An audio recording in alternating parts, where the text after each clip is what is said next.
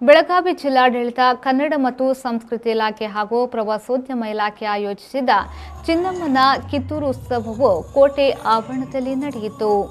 ದಕ್ಷಿಣ ಕನ್ನಡ ಹಾಗೂ ಉಡುಪಿ ಜಿಲ್ಲೆಯ ಸುಮಾರು 50 ವಿವಿಧ ಪ್ರತಿಭೆಗಳು ಕಾರ್ಯಕ್ರಮದಲ್ಲಿ ಭಾಗವಹಿಸಿದ್ರು.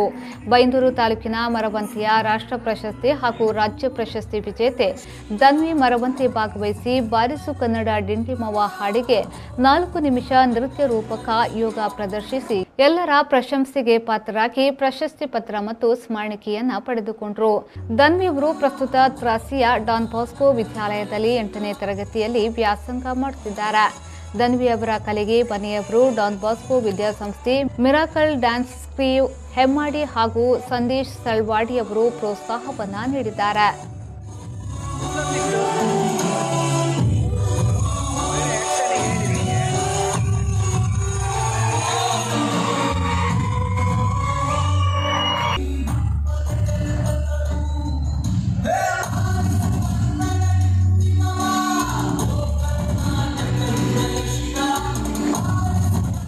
ರವಿರಾಜ್, ವಿ4 ನ್ಯೂಸ್, ಬೈಂದೂರು.